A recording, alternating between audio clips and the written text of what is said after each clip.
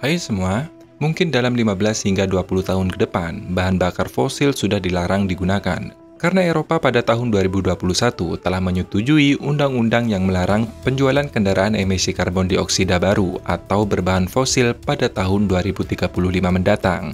Beberapa negara lain bahkan sudah merencanakan pelarangan itu sudah mulai pada tahun 2030, antara lain seperti Jerman, Inggris, Amerika, dan India. Sedangkan Norwegia pada saat ini menjadi salah satu negara yang paling serius beralih ke kendaraan ramah lingkungan dan juga melarang penjualan kendaraan bahan bakar fosil pada tahun 2025.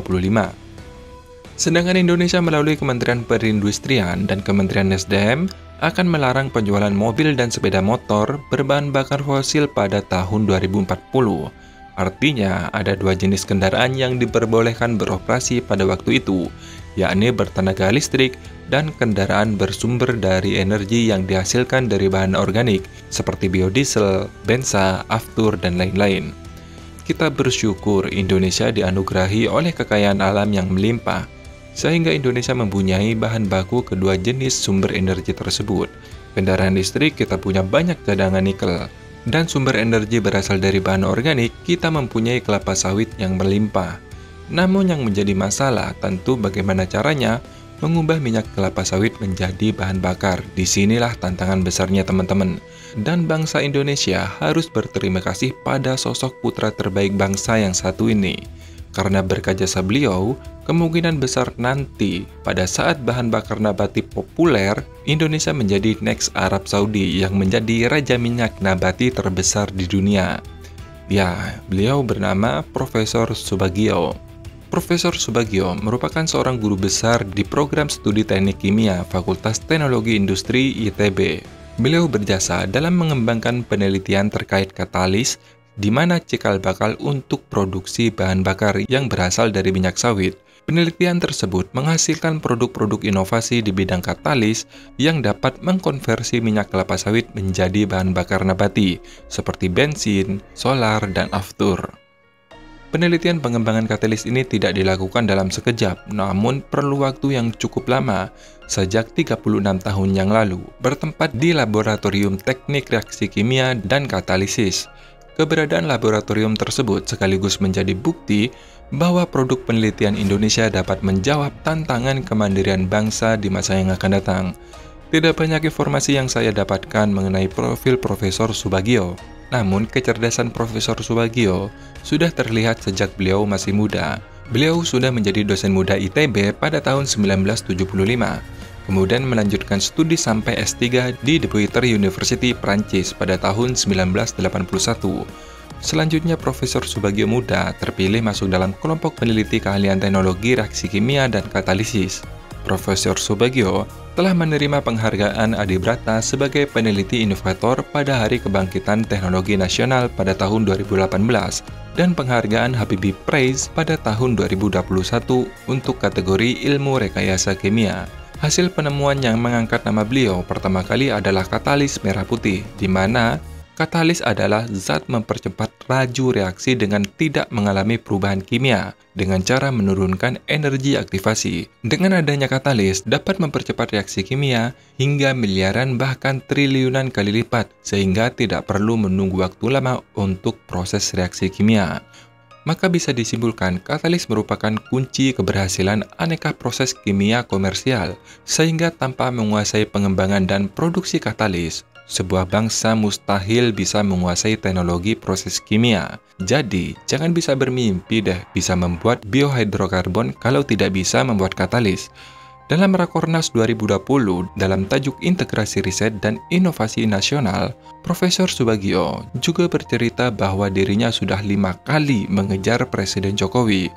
Beliau berkelakar pada saat kejadian seorang anak SMP naik tiang bendera pada 17 Agustus bisa mempertemukan dirinya dengan Presiden Jokowi. Kalau itu bisa membuat Profesor Subagio bisa bertemu dengan Presiden Jokowi, maka hal serupa juga akan dilakukan. Dan beliau juga bercerita hanya mendapat bantuan sebesar 1 juta rupiah untuk melakukan penelitian. Gimana, miris nggak? Mendengar cerita itu, Presiden Jokowi berjanji akan mengadakan rapat dengan tim khusus berbicara mengenai katalis dan memutuskan untuk memberikan bantuan sebesar 46 miliar rupiah. Diperbanyak bantuan ke ITB urusan katalis ini. 46 menurut Prof besar menurut saya. Jika dilihat, angka itu sebenarnya juga kecil, mengingat hasil inovasi katalis buatan ITB ini mampu menghemat devisa sekitar 7,9 triliun per tahun. Itu hanya dari segi katalis saja. Belum lagi menurut Kementerian SDM mengungkapkan penggunaan bahan bakar biodiesel 30% atau yang dikenal dengan biosolar mampu membawa Indonesia menghemat devisa impor cukup signifikan. Pada tahun 2022 saja, Indonesia mampu menghemat devisa lebih dari 8 miliar US dollar atau sekitar 122 triliun. Dan itu lebih dari 1,3 juta pekerja terlibat dalam industri biofuel. Sedangkan sejak Agustus 2023 telah meningkatkan bauran energi menjadi biodiesel 35% atau B35. Artinya, konsumsi biodiesel dalam negeri 13,5 juta kiloliter. Dan nilai manfaatnya diperkirakan mencapai 10,75 miliar US dollar. Dan terbaru, produk turunannya yakni Bioaftur, yang baru-baru ini telah sukses melakukan uji coba. Menteri Koordinator Bidang Perekonomian Erlangga Hartanto mengatakan bahwa pemerintah memperkirakan rata-rata konsumsi harian Bioaftur mencapai 14.000 kiloliter. Dengan demikian, potensi Bioaftur bisa mencapai 1,1 triliun per tahun. Yang terakhir yang kita tunggu-tunggu selanjutnya, dan ini pasti ditunggu oleh seluruh masyarakat Indonesia, yakni bensa atau bensin sawit. Pemerintah melalui Kementerian Energi dan Sumber Daya Mineral bekerja sama dengan Institut Teknologi Bandung melakukan uji coba pembuatan bensin dengan minyak sawit industri atau bensa skala demo plan untuk kendaraan bermotor.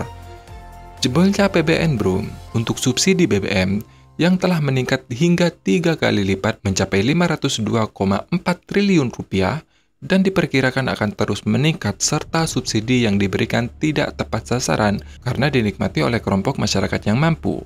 Maka dari itu, perlu alternatif sumber energi baru untuk menggantikan minyak supaya Indonesia tidak bergantung pada impor. Dan dari sinilah tercipta bensa atau bensin sawit. Bukan hanya ramah lingkungan, namun bensa bakal memiliki kualitas oktan yang lebih bagus dibandingkan bensin yang saat ini, bahkan lebih tinggi dibandingkan Pertamax Turbo dengan RON 98. Pada saat katalisnya masih segar, bensa diklaim bisa menghasilkan bahan bakar dengan RON 115, dan ini keren bro. Maka dari itu diperkirakan harga bensa nantinya bisa lebih mahal daripada bensin, sekitar 14.000 hingga 15.000 per liter. Mungkin di awal tidak bakal terlalu laku di dalam negeri, tapi kalau untuk ekspor apalagi ke Eropa, yakin deh seberapa besar Indonesia mampu memproduksi, pasti mereka akan tampung karena harganya cuma 1 US dollar bro, ditambah lagi ramah lingkungan. Rencana produksi massal bensa berkapasitas 238,5 kiloliter per hari akan dibangun di 2 lokasi, yaitu di Kabupaten Musi Banyuasin, Provinsi Sumatera Selatan, serta Kabupaten Palalawan, Provinsi Riau pada tahun 2024 mendatang. Maka dari itu, hanya berawal dari 45 miliar untuk meneliti katalis, namun efeknya sangat luar biasa. Jika berkaca pada hal ini, seharusnya pemerintah jangan lagi deh pelit untuk mengeluarkan dana riset, karena ada cerita bro dari Prof Subagio yang sebenarnya bisa bikin hati kita teriris. Profesor Subagio menceritakan, rintangan untuk riset memanglah besar, namun ada rintangan yang tak kasat mata jauh lebih besar.